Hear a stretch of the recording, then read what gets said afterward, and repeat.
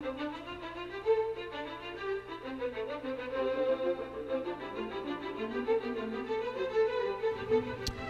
welcome to the Public Voice Salon. We're an on-air dialogue on culture, politics, and the critical issues of our time. And today we're broadcasting from the rooftop of the home of Dolly Hall in the Upper East Side of New York. Dolly is a film producer who has an amazing eclectic background of projects that she's done, including 54, about the legendary nightclub Studio 54 back in the 1970s. Films like High Art with Ali Sheedy that explore lesbian and gay relationships, which won an Independent Spirit Award.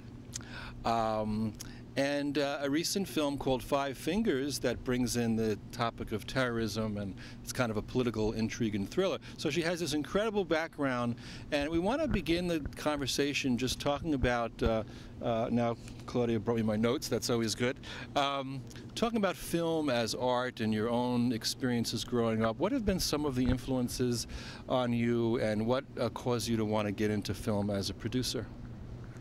I think I have described a lot of my getting into film as a proxy. I don't really think that I had all that much of a consciousness, of a conscious choice. I think that I had switched careers. I was acting. I was in front of the camera for, I have a BA in theater from the University of North Carolina at Chapel Hill. And I came back to New York, because this is where I'm from, and everyone else in my class their dream was to go to New York, and I was just sort of going home. Anyway, I tried that for a few years, and what came to pass is that I don't really have that kind of a personality. My personality is more type A, and I found a lot of discomfort and dis-ease in being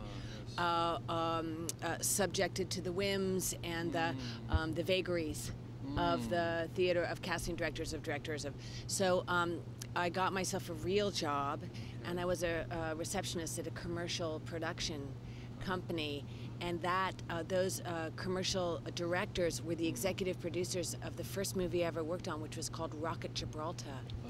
In 1987, which we made in West Hampton, Long Island, with Burt Lancaster and Sizzy Amos and Bill Pullman and Kevin Spacey and Franny Conroy. Wow. And Macaulay Culkin's first movie. Macaulay Culkin, he was 5.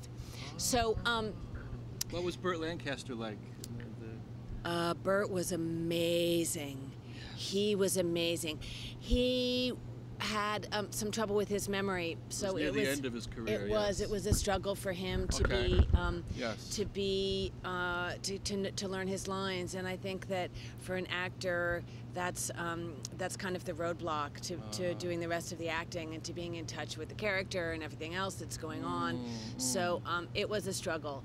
So, but he was quite an amazing guy, and I feel so honored to have been able to work with him, although I was but the lowly assistant to the director, so it's not like I was hanging out with Burt Lancaster the whole time. Right. Okay. Well. So from there I went on and made 5 movies in a row back to back. Okay. And that is how I talk about the proxy part, because I just, I got mentored by a woman on the film shoot of Rocket Gibraltar. She took me on to my next movie, and then from there I found other people to mentor me, and I found myself rather deeply ensconced in the independent film world of the early 90s here in New York City, which was a really happening scene. Okay. Yeah. Well, just briefly, what would you say, Rocket Gibraltar, what was it about? It's about a grandfather who invites all of his children to be with him at his summer home, and he dies. And the children decide to give him a Viking funeral, which a Viking funeral entails putting the body in a boat and lighting it on fire with burning arrows and sending it out to sea. Hence some of the drama. Yeah. Okay. Interesting, talking about families. You come from a Hollywood family. Your mom was Diana Lynn, who was a great actress back in the 1940s and 50s. One of her films was the film that introduced Jerry Lewis and Dean Martin to the world, My Friend Irma. Yes. Okay, and I grew up as a Jerry Lewis fan, by the way, because my mom was a big fan of Jerry Lewis. We used to watch all the time. It was fun time whenever Jerry Lewis movie came on. So another film that your mom was in, very interesting film, Bedtime for Bonzo, where she played Ronald Reagan's wife. That's right. So, and in fact, she was in The Kentuckian with Burt Lancaster. Again? So when I met Burt, the was, director, you know, I wasn't going to bring it up, but the director did bring it up. It was very nice, yeah. Interesting. Yeah. Interesting. And now you and I met in a very interesting way. We met at the Film Forum recently when they were having a festival on William Wellman, who was a Hollywood director whose films were very eclectic, much like yours, you know, his films. And among his films were Wings, which won the first Academy Award in 1927, and also the original Star is Born. That's right. But he made a very unusual film in 1954 called Track of the Cat, which was a commercial disaster, a critical flop. And yet, now it's being looked at in a new way. The film was introduced by Foster Hirsch, who was a film professor at Brooklyn College, who said he saw this film when he was a kid and he loved it, you know. And you were in the audience, and Claudia and I were there, and when Foster Hirsch was speaking, he mentioned that you were there and that you were seeing this film for the first time. And I found that very unusual, that this was the first time that you saw it. What was your experience of Track of the Cat? I thought it was an extraordinary film, didn't you? Yes, yes. It was so odd. It was a total oddball film, but I appreciated it so much. It was more like a play. Yes. Yeah, it was more like a play. Like a Eugene O'Neill play. It was the family dysfunction. There was a cabin in the Northwest, and there was this stifling dynamic. And, and a snowstorm too. Oh, it was the yes. metaphor for the literal, you know, to completely drive the metaphor home. There was a snowstorm. Everyone was trapped. Yes. The alcoholic father reaching for his bottle.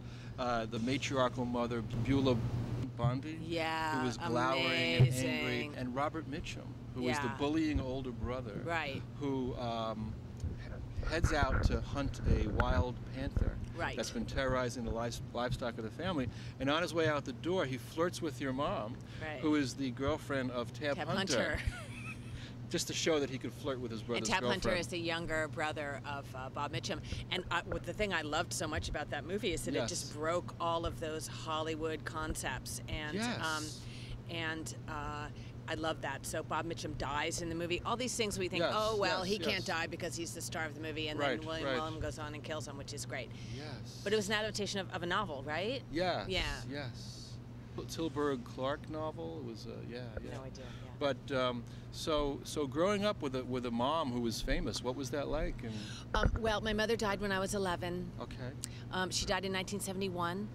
Yes. And I was pretty much unaware that she was any different from anybody else. She kept that all from you. I don't know that she did. Okay, we moved to New York City in 1971. Okay. My father got a job here in New York. Oh, we moved from California. Okay. We lived in California, in Los Angeles. Okay. We moved to New York, and my mother had taken me to Europe. The summer that we moved to New York.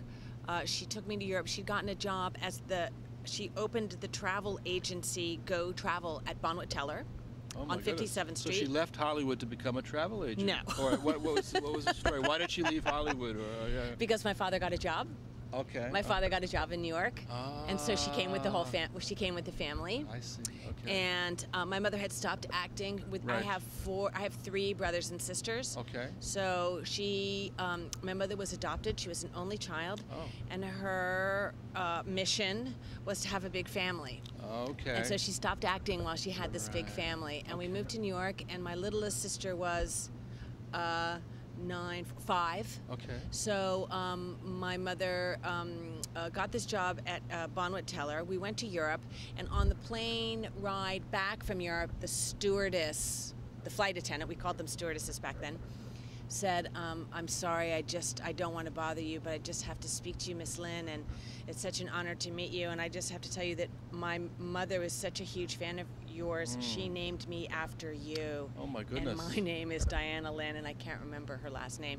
And that was the first and only time that had happened in my presence, and so I didn't. Yes. And you I just didn't know. I was you like, didn't have the what are you talking traditional upbringing of a Hollywood child because they kept all that Yeah, from but you. also when I Okay. grew up, there wasn't, everyone we knew was a Hollywood child, but it wasn't like today. There was yes. no paparazzi outside your house. Nobody, Sure. you know, I grew up, everyone Okay. was, everyone's father was Frank Sinatra. I mean, so who cared? Do you know what I mean? It wasn't, Yes. does that make sense? Yeah, Yeah. sure. Let's take a look at some of your films individually and just sort of take a look. 54, let's start with, because Okay. Claudia and I watched it yesterday. This was the most popular nightclub, probably the most famous nightclub of all time, founded, you know, in 1977 Right. by Steve Rubell, and he had this thing where he liked to decide who gets to come in, right? He would be there at the door, and if you didn't have a certain look, you had to have, you know, be glamorous and gorgeous, otherwise he wouldn't let you in. What did you ever go to Studio 54? Oh, Like, what was yeah. your attraction in making that movie? Were you part of that lifestyle, or was it? Because it got a little crazy too, right? Yeah, I did. Okay. No, my attraction I did go to 54 as Okay. a 15 and 16-year-old girl. I really hope my parents don't see this show. They'd be like, "That's where you were." Oh my. Okay. Yes. I made that movie because I was attracted to the story and I was attracted to the filmmaker. Ah. The filmmakers are what turned me on to the story.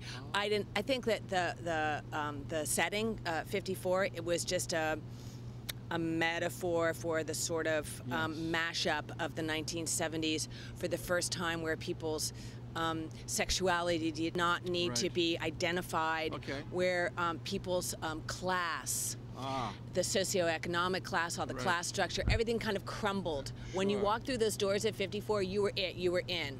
Ah. That's what attracted me to the story. An ordinary person could feel like a star. Yeah. Because they could be dancing alongside. Right next to Mick Jagger and and all, There's a democratizing aspect there. Yeah, that's what I thought was really, really interesting about the script.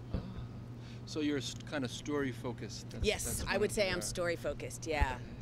And looking back at some of your other films like High Art with Ali Sheedy, where this got into more of the complexities. And what's interesting about that film, I was thinking about that film also in terms of your mom, because she plays a woman who gives up the art world, Ali Sheedy, her character. Yes. And she retreats into an apartment in New York City that becomes a mecca for all her friends, and it becomes a hangout session. And what were some of the issues on that film that attracted you? Again, it was the filmmaker Lisa Cholodenko. Okay. So I produced a movie called All Over Me by a filmmaker named Alex Sechel. She went to Columbia, a graduate film school, with Lisa Cholodenko and Mark Christopher. Mark Christopher wrote and directed 54. Okay. So I met Yes. the first movie I produced 100% by myself was The Incredibly True Adventure of Two Girls in Love. Oh, That was written. I love the title. It's so cool, right? Okay. That movie was written and directed by Maria Magenti, Okay. who went to NYU graduate film school. Okay. But Maria, Alex, Lisa, Mark, they were all on the film festival circuit together with their short films, so they Okay. all knew each other. So after I produced Maria's movie, she introduced me to Alex and Lisa, and once I was sort of in the Columbia world, then I Okay. met all of those. So Lisa had asked me for, I don't know, it was probably about a year. We were probably talking to each other for about a year. Okay. Produce my movie. I read the script. I really, really loved it. But I really loved Lisa. Okay. You know? It's really her I sparked to. I really wanted to support her as an artist and to help her tell her story. Wow. So I'm getting a sense of relationship here, even Yeah. like with you, like how you get involved. It's through dialogue. It's very idiosyncratic. It kind of evolves, but there's a humanity at the core. So, and in that film, that was also set in New York. It was set in the Riverdale section of the Bronx. High Art? Was that, yes. No. Oh, that was I mean, in the real world? the first, I mean, the in one, the script world? The Adventures of the Girls in Love. The Incredibly True Story That of was- Two Girls that in was- Love was, we shot it, we filmed some of it at Horseman or Riverdale, one of those Oh, okay, schools. okay, Yeah. yeah. We filmed some of it there. We filmed some of it here in Scarsdale. We filmed Okay. here and there and everywhere. Yes. As we on this beautiful rooftop Oh, that was a in New long York. time ago. Yeah. And a lot of your films are set in New York. Is that- Yeah, yes. I like shooting close to home. Okay. I remember seeing The Wedding Banquet And I watched it for the first time around 2000. And I was really struck by the humanity of that film. There was something very beautiful about it. You know, it was a very fascinating story about a Taiwanese man who's gay, who pretends to marry a woman, a Chinese woman, to get her a green card and to placate his parents, who, you know, would rather him be straight, you know. But there was such a humane sense of just, you know, this beautiful, beautiful movie. It was very different, and you felt there was an indie feeling of that, you know. So would you say you're more part of the indie world than the Hollywood world? I would say I'm so deeply ensconced in the indie ghetto that there ain't no chance of me getting out. Okay, the indie ghetto. Okay, that's a good place to be, though. It is not pejorative, no. Okay, wow. I remember seeing Sex, Lies, and Videotape when it first came out in 1987, really? and being absolutely blown away and feeling like this is kind of. Were there any independent films that you saw when you were younger that really captured you? Like what was it that drew you into the indie world? Here, you can have this for a while. After I made The Wedding Banquet, where I was the line producer and the first AD, which is interesting because it's two jobs which are diametrically opposed. So I'd have to have fights with myself. After I made that movie, I got a phone call from someone I had worked with who was producing an Oliver Stone movie in Thailand. So I left The Wedding Banquet, which is around a $600,000 budget, and went to LA briefly and then flew to Thailand to make a $60 million Warner Brothers movie. Really? So that really... Which was that movie? It's called Heaven and Earth with Tommy Lee Jones and Joan Chen. And, oh my goodness. You know, it's the movie... That's not on your Wikipedia. I don't think. Maybe you should check. I didn't see that. Oh, who cares? Okay. Well, oh my goodness. Okay. That experience cemented for me the process of making a studio film was one that I was not really interested in. You know, the first $1 million of overages came out of Oliver's salary. I guess that's sort of that's standard in his contract. Right. Because he is an auteur filmmaker. Okay. Yet he is well, I guess he was back then. I guess now he's financed more in France, which is great because they only finance auteur. They're the only country left who finances auteur filmmakers. Really? Is that true? Okay. Yeah, that is true. We, you know, to be able to tell the kind of stories and to be as nutty as Oliver is. Right, Oliver Stone. Yeah. So that process of making that movie really cemented for me that I wasn't really interested in the studio system. That turned you off to the studio system. We could say it that way, yeah. Wow, yeah. Wow. So I differentiate independent film and studio film in the following way. Okay. Studio films are made by a lot of people who have obligation to a lot of other people. And the reason why the budgets are so big is that they are obligated to sell a lot of tickets. Okay. Therefore, they need that lowest common denominator. They need to test the movie, and those movies are made by many, many people. Boy. Independent film is a lot of people supporting one person's vision. Right. One vision that everyone who shows up on that set or that editing room or that publicity tour, every single person is invested in making sure that that vision is brought into the world in the most efficient, powerful, provocative way. So that's the difference to me. So I'm more interested in the that independent spirit. Yeah. One of my favorite scenes in a Warren Beatty film is the film Bulworth, where he's running for office as a candidate who's getting into rap music, and he's starting to tell the truth, and it's this incredible political film, you know, where and there's one scene where he's in a house in Beverly Hills where all these rich Hollywood types are there, and he just comes out and he says, you know, all you people are smart, you know. Why is it, he said, that your movies are so dumb? I don't understand it. He said, it must be the money. it must be the money. It ruins everything, you know. True. Yeah. Thinking about politics, this is very interesting. The fact that your mom was in a film with Ronald Reagan, I still find that fascinating, you know, Bedtime for Bonzo. And it was tragic. Your mom actually died younger, and had she lived, she may have seen that film you know, in a different sort of context, yeah, as a kitschy absolutely. kind of once Reagan became Yes. elected, and then even Right. Track of the Cat was, you know, now it's being revived, and some of her works, you know what I mean, that were originally maybe not really exalted in a way, but later Yeah. on they came Yeah. to be. And the other interesting political thing in your biography is that your grandmother was Dorothy Schiff, who was the editor of the New York Post when it was a liberal paper. That's a lot right. of people don't realize that. That's It was right. never, it used to be liberal when your grandmother had it. She sold it to Rupert Murdoch in 1976 for $36 million, reportedly. And now look at the Post has become. As America moves to the right, this kind of like, you know, sort of tangentially with your family. There's the Reagan coming in there. What would you say your politics are, and how has your family maybe influenced your politics, or? There was no way to be in the presence of my grandmother and not and not be influenced by her politics. Oh my goodness. Okay, yeah, you know, she was seriously dedicated to her political views, Okay. and during every election that I was old enough to remember, you know, you had better have brushed up. You had better have my listened goodness. to the debates. You had better Really? know. Ooh. If you were going to be, if you were going to voice your opinion At the family table? yeah, you Really? needed to be. Yeah, you Oh, needed to be my. well. You needed to be Oh. well versed. You needed to be well schooled to stand up for your opinion. Must have sharpened you up. Indeed, indeed. Being Wow. around her Oh, made my everybody sharp. Let me tell you. goodness. Yeah. But she was more to the left. Absolutely. Yeah, Okay, yeah, okay, yeah, yeah. yeah. She campaigned with FDR for all 4 terms. Oh my goodness. Yeah, she did. How yeah. amazing. Yeah. Huh.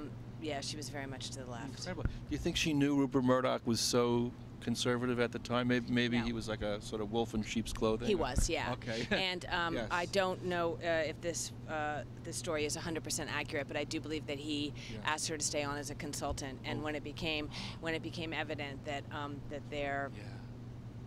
objectives for the paper, and that maybe some of their Ideologies. yes. ideologies and views on life were Wow. dissimilar, Oh, my.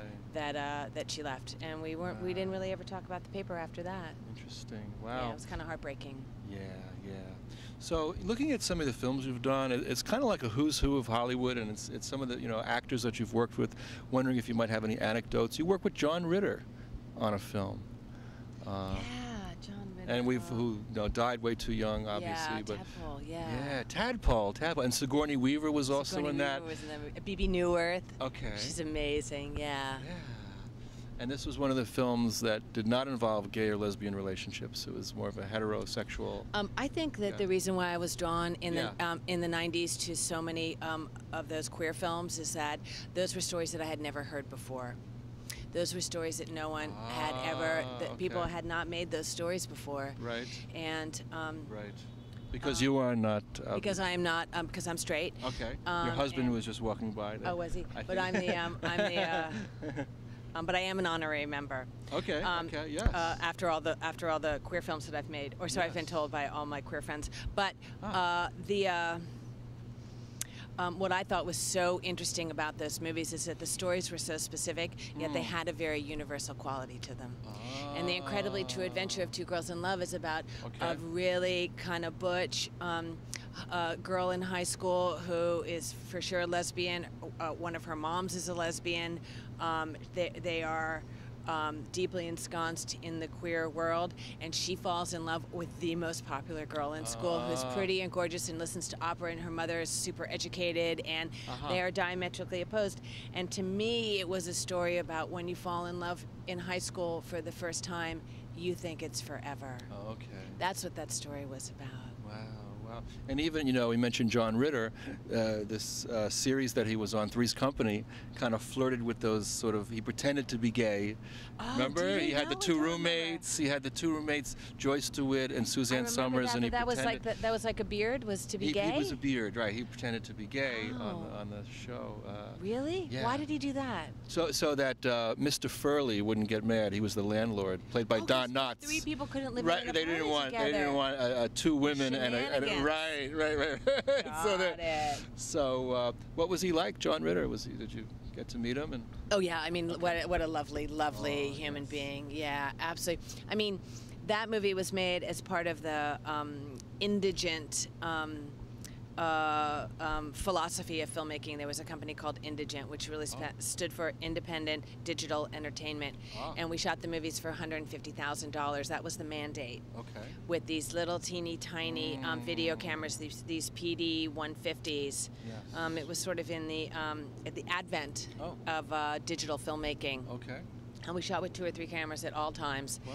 And the idea was, it was the films were financed by a television license from IFC Films. Okay. And it was sort of the feeder, the content provider for their channel. And but a lot of the movies ended up being really, really terrific. Right, and right. I'm happy that Tadpole turned out to be one of them. So. Wow.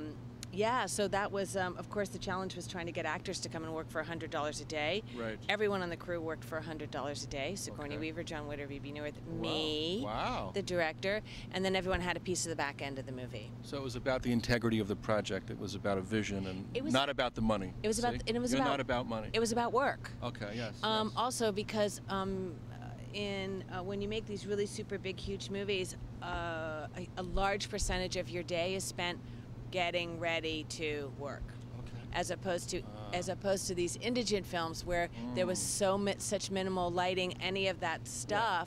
It was only about the work. So we shoot 15 pages a day. Yes. Well, you work with Philip Seymour Hoffman at the beginning of his career, and I love Philip Seymour Hoffman. He's one of my favorite people. I know, he's amazing. What was he like? He's amazing. Yes. What that was an in the amazing very beginning guy. of his career. Wasn't it? I worked on I co-produced the first movie he was ever in. It was 1993. No, that was before that. Was called Triple Bogey on a Par 5 Hole. Did you know about that one? I didn't know about that one either. See? Okay. Actually, it's on Wikipedia, but when you click on it, there's nothing there. Yeah. So I tried to do my homework, but. So that movie was written and directed by Amos Poe. Okay. Who wrote and directed Rock of Gibraltar. Okay. So we made Triple Bogey on a Par 5 Full for about a little over $100,000. We shot it on a boat that circled Manhattan. And Philip Seymour Hoffman had this little teeny tiny role, and he was fantastic and amazing. And then he was in another movie that I worked on called Joey Breaker. Oh, yes. Okay. And I think that was 1993. That's 93, yes. Is that the one you're talking about? That's the one I'm talking about.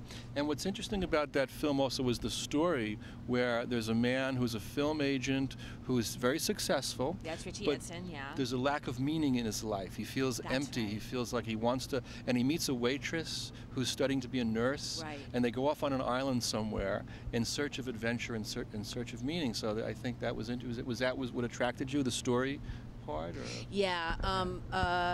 Also, again, the filmmaker. The filmmaker is a guy named Stephen Starr, who's just unbelievable. Stephen was the agent to basically every really unbelievable independent filmmaker in the 90s. Ang Lee, Tom DiCillo, Amos Poe, Whit Stillman. I mean, he was everybody's agent. And then Stephen left the agenting world. It's kind of Stephen's story. Right. Yeah. And he left the agenting world, and I was kind of swept off my feet by Stephen. Yeah, he was really, he's an amazing guy. I don't think he's making films anymore, but he's an amazing guy. Ang Lee, who worked on The Wedding Banquet, which was one of your projects, who later went on to direct Brokeback Mountain and become super famous. That's right. And other things, like I notice in your films, there's kind of a thematic, there's a lot of literary stuff. Now, as an English professor, this is something that attracted to me. There's a reference to Whitman in one of your films. Now, I can't remember exactly. The Incredibly True Adventure of Two Girls in Love, because it's about Leaves of Grass, and the little butch tomboy lead character reads Leaves of Grass to the. Oh no, I'm sorry, it's completely the other way around, because the educated super. The super overachiever girl reads Leaves of Grass to this other girl who's basically just slid her way through high school because she's really an outsider, right? Wow. And she reads Walt Whitman to her, and it just changes her world. It changes her life, and it's really cool when poetry can do that to you, right? Yes. Any art form, I think, can do that. Whether it's literature, whether it's film. We just need cinema, to be exposed to it, right? It's having an encounter, and then it's like you have a transaction with that, you become different. And I think it's also dialogic. It's how you talk with others about it and how you come up with the meaning. One of the things I've been doing is writing about films, too, that I see, because it helps me to explore and discover meaning from what I see. Oh, that's great. Do you have a blog? Do you? I actually publish them in like magazines and Awesome. stuff like Fantastic. that. I wrote a piece about Track of the Cat, which I'll show it to you I know. later. Will you send that to me? I I'd certainly love to will. have that. I certainly will. Yes. So yeah, there was that literary thing with Whitman, who, by the way, self-published Leaves of Grass in 1857. No way. He was an indie kind of guy himself. Really? He couldn't get a That's publisher for Leaves of so Grass. cool. Isn't that? I find that very inspiring in a way, you know. And also, you know, in Tadpole, the lead character, he quotes Voltaire. There's another literary aspect there. And the other thing was how you met your husband. I find that was a very interesting story because you were seeking finance for a film, and your husband has, you know, he's the head of vice president of a very big distribution company that's in France that has a lot of very big films and important films, and you were seeking finance for a film which was based on a short story written by a woman who is a feminist theorist. Yeah. So this was heavy-duty intellectual stuff. Monique Fatigue, for sure. Yes. But you know, you can't say heavy-duty intellectual stuff and French. It's all the same thing. It's all the same. There is no difference. Of course. Wow. So yeah, so that's how I met my husband. I went seeking money. Okay. And instead ended up with a husband. So There you it's go. much better. Why not? Much better. We did make the movie, but he didn't give us any money. It was much too small a film for them anyway. Wow. And you filmed in different locations. You filmed in Europe. You filmed in the United States. What are some of your favorite places to film? Well, my favorite place to film is here. Still New York. Okay. Well, you know, I mean, I don't want to. I don't like to go too. I mean, I have a family, and I don't like to leave them. I don't like to go too far. My kid's in school, and you know, I did make a movie. I made Five Fingers in that political film with Lawrence Fishburne and Ryan Phillippe, who I met on 54. Oh, so Ryan was the star of 54, and we reteamed. I think they say in Hollywood they're reteaming to make Five Fingers. And I was living in Paris, and we shot the exteriors of that movie on the north coast of the Netherlands. Oh, wow. And we shot the majority of the film in a warehouse in New Orleans. Oh, so my kid was 18 months old, so I just took him with me. Yes. And that's an intrigue film. It's kind of like different than some of your other projects. There's a... Yeah, it's more of a psychological thriller, yeah. Okay, Although I'm making a psychological thriller right now. Oh. Yeah. Yes. I wanted to sort of wrap up with, you know, looking toward the future in terms of how is your creativity evolving, and what are the type of projects that would pique your interest, you know, and also how are you growing as a person in terms of, you know, your maybe your reading habits and intellectually, and how do you see yourself evolving as a filmmaker, as an artist, and as a thinker? I think it's very grounded, actually. It comes from a really grounded place because I do have a family, and they're so important to me, and it's so important for me to spend time with them that all of my reading, my film going, my museum going, it's all become really concentrated. And it has to be meaningful. Okay. It has to be meaningful to me. Otherwise, it's not worth me going. And I'm working on a second film with a filmmaker named Michael Walker. Now we made his first, the first film we worked on together. It's not his first film. Is called Price Check, and we took that to the Sundance Film Festival just in January, and that was amazing. That was starring Parker Posey and Eric Mabius. And that script, I'm not really sure that I knew what that script was about, but I really believe in Mike. Okay. Again, so that's the reason why I made that movie. And now Mike and I are making another film we start shooting in June, and that is a psychological thriller. So it's kind of a combination of ideas, but also people and the relationships that. And what's interesting, the reason we're here right now is because of just a chance meeting in the lobby of the Film Forum after seeing Track of the Cat. And what is so amazing to me about the Film Forum and that audience is that it is completely about people who are there to support that artist, and it was pouring rain. It was a Friday night. Remember, Claudia? Yes. It was. Right. I mean, it was sold out. It was standing room only, and I was like, "Oh, no one's gonna come." And I invited my niece, who goes to Columbia with her roommate, who I'd never even met before, to this totally off-the-wall movie. And there were all these people, and all these people who had come to see this film. That to me is why I'm so grateful to live in New York, because we have those opportunities. And I just took a tour of the Whitney Biennale with one of the curators of the museum through a club that I belong to down in the meatpacking district called the Soho House, which is really kind of a literary and an artist-only club. Yes. It's basically just no bankers. That's their... No bankers, please. Bankers, stay away. Their motto is no bankers. Wall Street, shame. So we... okay. So yeah, so I'd say that's how... you know, Mike's also... he's a grown-up. He's got kids. I can't find any more time for those... There's a lot of people in the film business who have an ability to suck a lot of your time up for reasons that don't really have anything to do with the art. And that's not really interesting to me anymore. I used to think that was very interesting, all the drama and the adrenaline, and it's not really interesting to me at all anymore. So that's how I think I've really evolved. It's been a very organic process, honestly. It's like almost we have to escape from that. We have to go within to nurture some authenticity. And I think even spending time just reading, simply reading something, you know, and having conversations with people and getting off that treadmill of, okay, let's do lunch and have a meeting and talk about a concept and that could become an idea. And we have an hour and let's go. You know, with the BlackBerry and all that kind of, that to me is not nurturing any art. I think it's about art. And as I was jokingly saying, you know, that I feel so deeply ensconced in the indie ghetto, it's not pejorative, but I think it has become clear to me that my mission is to support artists. That's my mission, is to support them and to bring their vision to the screen and to go out and fight the good fight for them. And I'm making another movie by an amazing filmmaker named Tom Brown in August, and I got that script from the Sundance Institute from Michelle Satter, who is a true champion of artists, and that project was developed at the Sundance Lab, and you know, that's that opportunity that they give directors and writers just to go to the mountains of Utah, to the Sundance, to, you know, the resort, to Robert Redford's resort, where you just get to work. You don't have to. They feed you, they house you, they drive you around. You just get to work with other artists. It is just the most nurturing. You feel amazingly. It's like a writer's colony, but for filmmakers.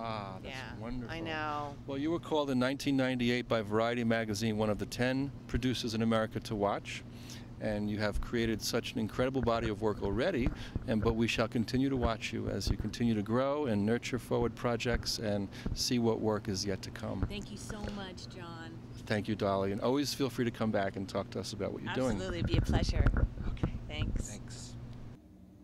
Hello. So after we had a great day yesterday and we were able to tape our guests, it was very interesting for me to listening how her process in the filmmaking production is doing, how she get interested in a project and why she decided to do it, especially now that John and I, we are doing this project TV show. But also when I saw the movie 54, for me was kind of, let's say the truth, I was shocked because I'm not used to this kind of stuff. The movie was showing was wildness, craziness, all this kind of stuff that can happen in a nightclub. And it was good to listen to her why she decided to do this movie. It was a way to awake people what is going on there in the street. But I want to make some questions, or maybe one question to John, so he can let me know why these things happen. I was very curious to see in the movie that the owner of this nightclub was Steve Rubell, went to the jail. And he has a very sentences. He was just only per 1 year on the jail, and that's it. And for me, it's curious for me why people who has this kind of stuff. Of course, he went to jail because of the tax problem. But in this movie, also showed that this club has a lot of problems with drugs, and it's very. I'm very curious why this person didn't get a higher sentence, because, you know, here in this country that they fight the drugs, somebody who just has a little bit of drug and he or she goes to jail per several years, sometimes per the whole life, and this person just only 1 year and that's it. So my main question probably is that one. Well, that's a good question, Claudia, and I'll try my best to address that, and also think about also the issues that this movie 54 brought up for me. And like you said, as far as the drug problem in America, we have a continued what's known as a prison industrial complex, in which young Black and Latino people are being incarcerated at a very high rate for possession of drugs, a small amount of drugs. And it seems that in the wealthier white populations, the phenomena has been that, to get rather light sentences. I think also, when it comes to Studio 54 and the film that Dolly Hall made, which I think is great that we have this document to look at, that we can then reflect on as a work of art, that also brings in the politics of the era. And there was, like Dolly said, there was on the one hand, the good thing was that there was a democratic aspect that, Steve Rebell would allow, everyday people from, ordinary folks to sort of be alongside Mick Jagger and famous people. So there was that aspect. But at the same time, there was also a great shallowness to the whole phenomenon where, he would stand at the door and he would only allow people that had a certain look, very superficially in terms of beauty and this kind of thing. And again, the drugs was also very rampant in that club and in that culture. And I think from a political standpoint, what is important about this to know is how the conservatives were able to make hay out of this, okay? We're able to somehow depict liberals and progressives and Democrats as being part of that whole bunch, They're a bunch of crazy drug addict. This is what happens in a liberal society. You get this kind of breakdown in culture. I was watching this morning on the Sunday morning talk shows, they had Pat Buchanan. As you recall, back in 1992, Buchanan made a speech in the Republican convention where he talked about the culture wars, which is something that the right wing capitalized on to make themselves appear as, holier than thou, more spiritual, into family values, and let's get America back on track and save it from this abyss of liberalism where you get crime and you get drugs and you get and at the same time, I think what's interesting intellectually to ponder this is that it is in fact the very policies of the right, the selfishness, the focus on individualism and a laissez-faire economy in which it's basically a war of all against all, and the loss of a social contract. These kind of things lead to a sense of isolation, a sense of alienation and loneliness, and the deprivation of meaning, which Michael Lerner talks about in his Politics of Meaning campaign, that basically leaves people feeling very rootless and very conformist and wanting to be part of something bigger than themselves, even if it's just for one night, dancing at a nightclub and feeling a sense. It's because of the lack of real community, I think, that they get attracted to these fake communities, or where there's a lot of drugs, there's a lot of promiscuity, and it's kind of pleasures that don't really sustain or nurture over time. It's a quick fix, right? It's ironic that it's the right-wing policies that have created this emotional vacuum that leads people to take drugs. And then the right wing blames the drugs on the liberals, when in fact it's their policies which cause this in the first place.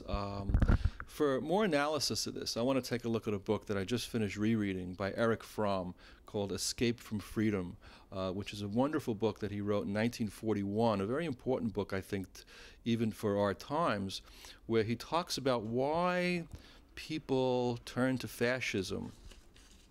And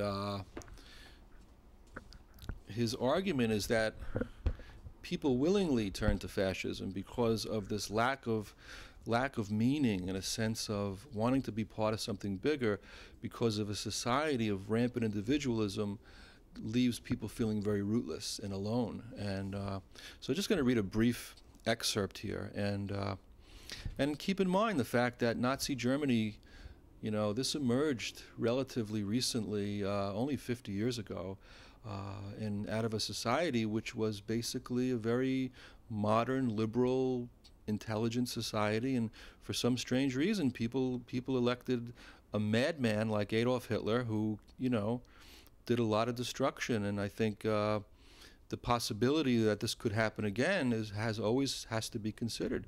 So reading people like Erich Fromm, I think, is very important even today. This is a chapter called Freedom and Democracy. I'm going to read just a brief excerpt here. And the title is The Illusion of Individuality.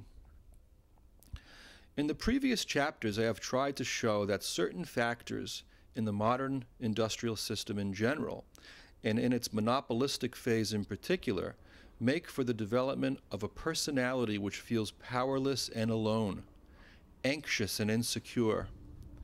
I have discussed the specific conditions in Germany which make part of her population fertile soil for an ideology and political practice that appeal to what I have described as the authoritarian character. Now, this book was written in 1941. Fromm had to get out of Germany, and he escaped to the United States, where he helped to found the New School in Exile, which is part of now, which is continuing with the New School in downtown New York. So the intellectual vestiges that Fromm left behind are still in existence today. But what about ourselves? Is our own democracy threatened only by fascism beyond the Atlantic, or by the fifth column in our own ranks? If that were the case, the situation would be serious but not critical. But although foreign and internal threats of fascism must be taken seriously, there is no greater mistake and no graver danger than not to see that in our own society we are faced with the same phenomenon that is fertile soil for the rise of fascism anywhere: the insignificance and powerlessness of the individual. This statement challenges the conventional belief that by freeing the individual from all external restraints, modern democracy has achieved true individualism. We are proud that we are not subject to any external authority, that we are free to express our thoughts and feelings, and that we take it for granted that the freedom almost automatically guarantees our individuality. The right to express our thoughts, however, means something only if we are able to have thoughts of our own. Freedom from external authority is a lasting gain only if the inner psychological conditions are such that we are able to establish our own individuality. Have we achieved that aim, or are we at least approaching it? This book deals with the human factor. Its task, therefore, is to analyze this very question critically. In doing so, we take up threads that were dropped in earlier chapters. In discussing the two aspects of freedom for modern man, we have pointed out the economic conditions that make for increasing isolation and powerlessness of the individual in our era.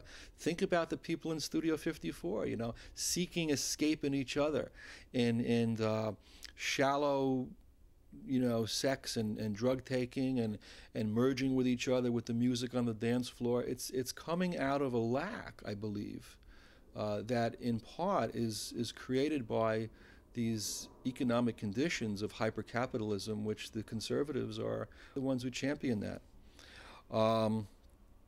We have pointed out that economic conditions that make for increasing isolation and powerlessness of the individual in our era.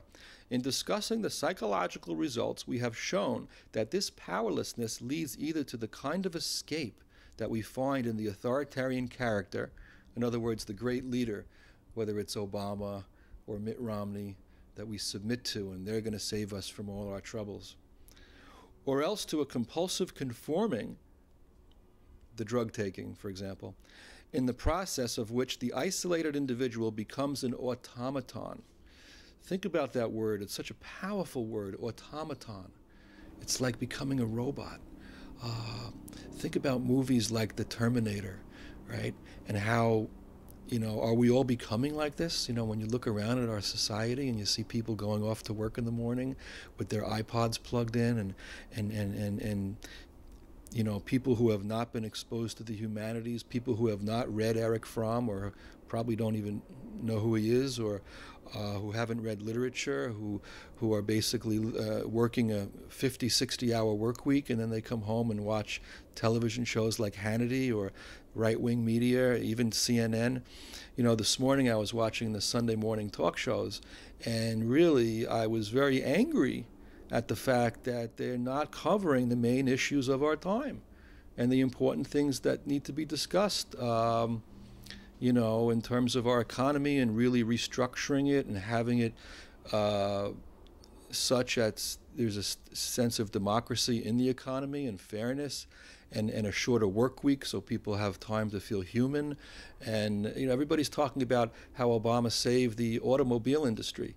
I think cars are the worst things that have ever happened. Gas cars, they kill 50,000 people every year. They add to the pollution and destruction of the environment. What is so great about saving gasoline automobiles? And who cares if gas prices go up? Let them go up. Let people stop using gas.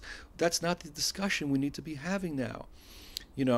A panel of scientists recently said it's 10 minutes to midnight. We're running out of time if we're going to save our planet. We should be talking about electric cars and light rails and rebuilding communities around main streets that people can do more walking and bike. I live in Hoboken, and we have a mayor, thank goodness, that's putting in bike lanes. This is the kind of things that need to be talked about on a national level that are not being discussed. So just to finish this, or else to a compulsive conforming in the process of which the isolated individual becomes an automaton, loses his self, and yet at the same time consciously conceives of himself as free and subject only to himself. One of the projects that gives me hope and happiness and life now is something I created called the Evolved Urbanite, which is bringing people together to talk about culture, politics, to find their voices with others in an authentic community, to tell their stories, to unplug from the media and get back to face, to get off Facebook and to reconnect with each other. We've had 2 meetings so far in a bookstore in Hoboken. And the first meeting we had 20 people who showed up. The second meeting we had 14 people. These are nice turnouts, I think, And we're able to critically discuss what's happening in our culture. We're able to have our own roundtables, not listen to the distractions of mainstream media and the slickness and the canned, scripted quality that we get from mainstream media. I'm not talking from a script right now. This is all off the top of my head. This is all spontaneity. This is me trying to find my consciousness and help others find their consciousness and realize that you can speak too. Perhaps you could have your own television show. You have things to say. I have things to say. We're being lied to now by mainstream media. We're being lied to by politicians. So this new project that I created, the Evolved Urbanite, brings people together, and we have about an hour and a half of discussion, open dialogue, and then we have about an hour where I play some music and people just talk, and it's like a party. Kind of like a Studio 54, but for the mind and for the soul, where the music is in the background, and it's lo-fi, it's not hi-fi, it's not, I'm about 2 techno generations behind, so it's basically an old-fashioned tape recorder, and that's basically what we have. And songs like Jackson Brown, Running on Empty, I like to hear that, and songs like Martha Graham, Dancing in the Streets, some Louis Armstrong, The Sunny Side of the Street. We have some African drumming music also, some cumbia music from South America. So it's kind of a mixture of music from different parts of the world, but focused focusing on music that has soul and meaning and purpose, and not too loud, you know, because we want to be able to have conversations with each other, but the music is in the background. There are no drugs at my Studio 54 for the mind. We have red wine, that's about as far as we go, and we have hummus and, you know, some light snacks. And I think hopefully, you know, if this project continues, we'll have lines of people lined up, just like they were lined up to get into Studio 54. And I could be like the Steve Rubell. I can stand outside, but instead of looking at people in a shallow way and saying, okay, you could come in because you have a certain look, I'll say to them, I'll ask them questions about what they think about peace and what they think about justice and fairness in society, and whether they've taken any actions to advance the cause of peace and justice and fairness. These are the questions that I would ask. You know, have you read any good books lately? You know, and depending on how they answer those questions, then I'll lift the velvet rope and allow them to come in. But I joke around, but I think it's true. I think we need to get back to intellectual discourse. We need to get back to reading. Here's a book by Michael Walbeck called The Elementary Particles. And we're almost out of time here, but I just want to say that in this book, and Michael Walbeck is a great writer, a very intellectual writer, where he basically talks about how in the 70s things had gotten out of control with the sex and the drugs, and how he addresses this very substantively in this book as well. And I saw somebody today during the week at a cafe in Hoboken reading a Michael Walbeck book, and I just thought that was great, and we stopped and had a little dialogue, and it was wonderful. So we can get back to each other, we can get back in dialogue and create community. I invite you to join us, and I want to thank our guest Dolly Hall for being on our show today, and it was wonderful how we met very spontaneously in Greenwich Village at a screening of a film that her mom was in from 1954. And thank you all for being with us now for 2 years. We've been on the air for 2 years as we continue to grow and move forward. So be hopeful and keep reading, and fight for peace and justice, and we'll see you next time on the Public Voice Salon.